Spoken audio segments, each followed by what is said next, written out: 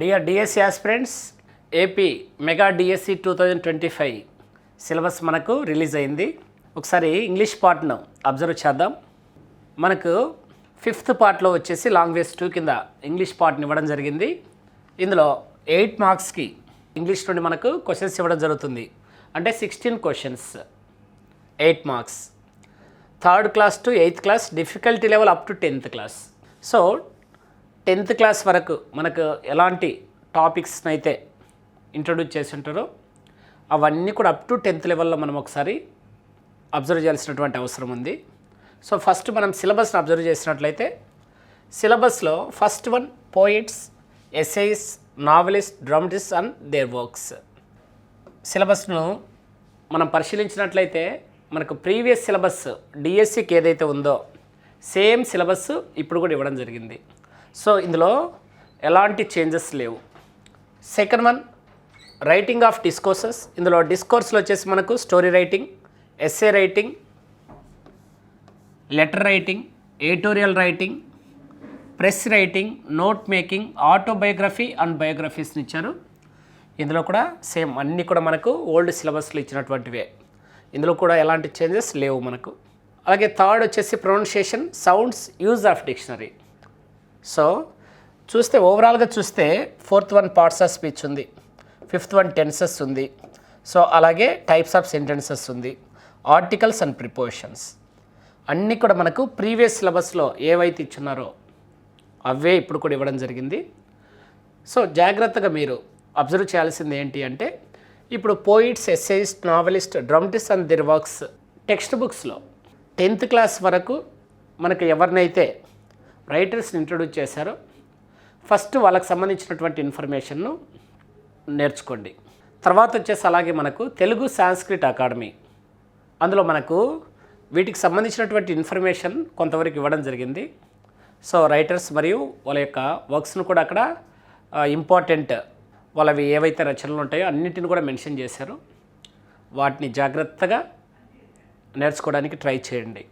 So మనం previous question పేపర్స్ని ఒకసారి observe చేసినట్లయితే ప్రీవియస్ క్వశ్చన్ పేపర్స్లో మనకు పోయిట్స్, ఈ డ్రామటిస్ట్ ఇలాంటి వాళ్ళని ఇచ్చేసి వాళ్ళు ఏ సెంచరీకి సంబంధించినటువంటి వాళ్ళు మరియు వాళ్ళ యొక్క పెన్ నేమ్స్ ఇలాంటివి కూడా ఇవ్వడం జరిగింది. కాబట్టి జాగ్రత్తగా ఒకసారి అబ్జర్వ్ చేయండి ప్రీవియస్ క్వశ్చన్ పేపర్స్, మనకు ఏ స్థాయిలో క్వశ్చన్స్ అడిగారో. సో అవన్నీ కూడా ఒకసారి నేర్చుకోవాలి. నెక్స్ట్ రైటింగ్ ఆఫ్ డిస్కోర్స్లో story writing, essay writing, letter writing, editorial writing, press writing, note making, autobiography and బయోగ్రఫీస్ని ఇవ్వడం జరిగింది. సో మనకి ఇందులో ఫస్ట్ పార్ట్ నుంచి మనకు 2 బిట్స్ వచ్చేందుకు అవకాశం ఉంది. అలాగే రైటింగ్ ఆఫ్ డిస్కోర్స్ నుంచి కూడా మనకు 2 బిట్స్ వచ్చేందుకు అవకాశం ఉంది. So next pronunciation, sounds, use of dictionary నుంచి కూడా మనకు 2 క్వశ్చన్స్ వచ్చేదానికి అవకాశం ఉంది. సో ఓవరాల్గా వచ్చేసి ఇక్కడ మనకు ఈ 3 ఏరియాస్ నుండి 3 మార్క్స్ వస్తాయి. సో వీటిపైన లాస్ట్ ప్రీవియస్ డిఎస్సిలో మనకు ఎక్కువ మంది స్టూడెంట్స్ ఇబ్బంది పడినటువంటి ఏరియాస్ ఇవే. కాబట్టి వీటిపైన జాగ్రత్తగా ఫోకస్ పెట్టండి. ప్రీవియస్ క్వశ్చన్ పేపర్స్ ఆధారంగా మనకు ఏ స్థాయిలో క్వశ్చన్స్ అడుగుతున్నారో వాటన్నిటిని కూడా జాగ్రత్తగా వర్కౌట్ చేయండి. నెక్స్ట్ గ్రామర్ పరంగా చూస్తే ఇందులో parts of speech, tenses, types of sentences, articles and prepositions ఈ టాపిక్స్ని ఇవ్వడం జరిగింది.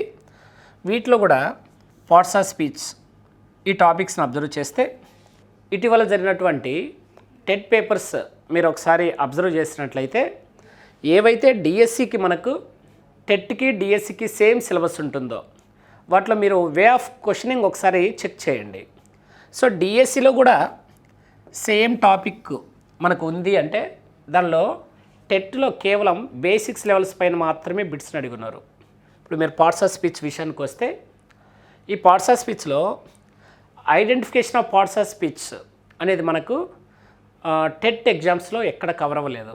అలాగే ఈ పార్ట్స్ ఆఫ్ స్పీచ్లో వచ్చేసి మనము యూసేజ్ కూడా ఎక్కడ కూడా ఎక్కువగా మనకు క్వశ్చన్స్ ఇచ్చింది లేదు అందులో నుండి.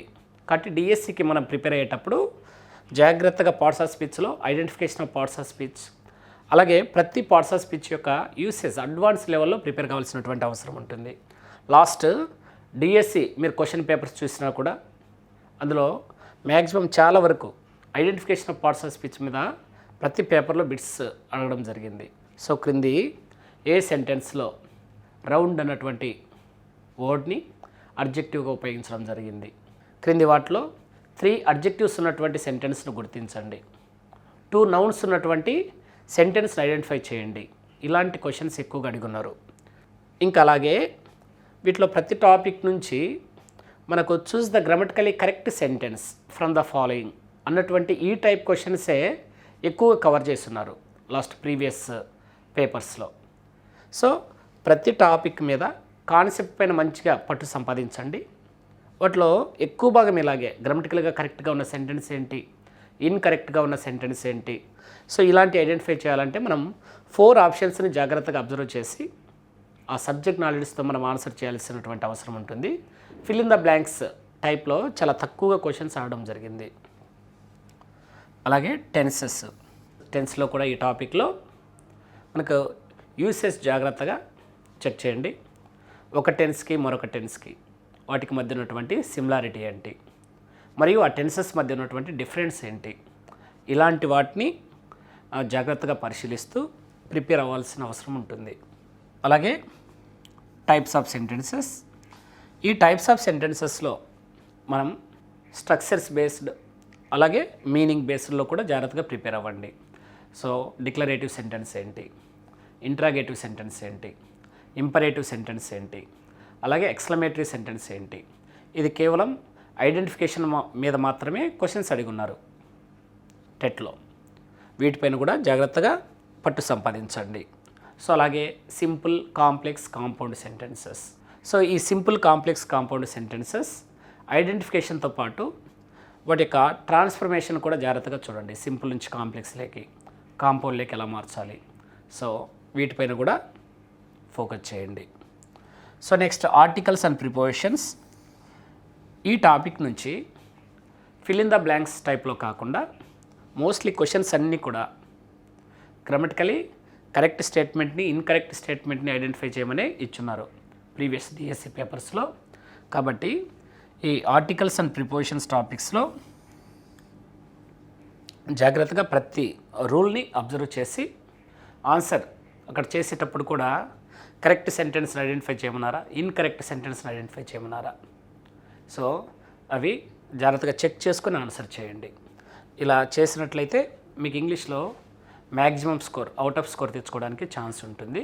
సో వీటిలో మళ్ళీ ఒకసారి ఏంటి అంటే ఈ poets, essayist, novelist, dramatist and their works వీటిపైన మంచిగా మనకి ఇప్పుడు టైం కూడా ఇచ్చున్నారు కాబట్టి సో వీటిపైన జాగ్రత్తగా ఫోకస్ చేయండి. వీటిలో ఏవైతే మనకు ఈ అవార్డెడ్ బుక్స్ ఉంటాయో, ఫేమస్ బుక్స్ ఉంటాయో అలాంటివన్నీ కూడా నోట్ చేసుకొని రెగ్యులర్గా వాటిని ప్రిపేర్ అవ్వండి.